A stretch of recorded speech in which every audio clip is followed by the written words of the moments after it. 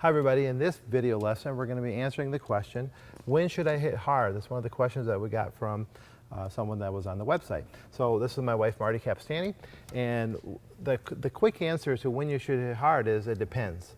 Because in tennis there's times where you want to add power, there's times where you want to match the power, and times you want to decrease the power.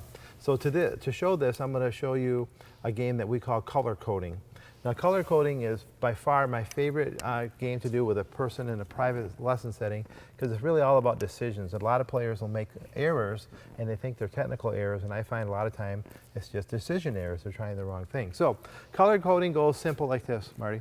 Anytime the ball comes and it's a little bit soft, so you're going to maybe be more offensive than average, you're going to call green, okay? Anytime the ball comes and you're probably back here and it's just a routine ball, you're going to call yellow.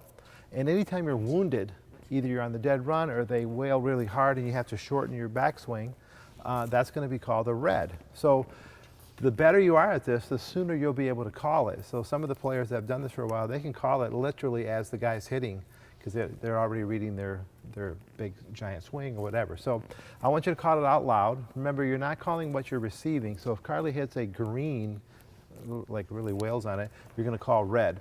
On a scale of 1 through 10, as if it's easier for you to follow, green would be more like an 8 or a 9. A yellow ball would be more like a 5, 6 in there, maybe 7 at the most. And a red ball might be a counterpunch down. The power level gets down there like 3 or 4.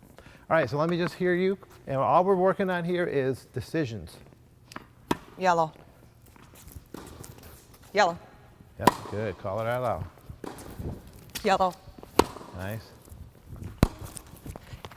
Good, good, good. That All right, would be reset. We're just going to play out groundy points. We're not keeping score just yet. I want you to get the hang of Yellow. this. Red. Nice. You had to back up. Green. Green. Okay, now time. That's good. So your foot was literally on the line. You call it green. Now here's where you're going to have some personal percentages. I think that's actually the right call for Marty, because she has a killer backhand. So she can actually hit greens and wound people from right here. Maybe a normal player would have to be inside the blue for them to really officially call green. So even though you missed it, and I know your game enough, I think that's the right decision. Yellow. So this goes back Yellow. to the fact that when you are a player, you have to remember that tennis is a game of exchanges. Back and forth it goes. And before you send the ball back, you first receive it. And what I find is that most people don't do a very good job of receiving it. There it was. Okay, so that was good. That was definitely green. That's that famous backhand of yours. And it turned out to be a winner. So good. Yellow.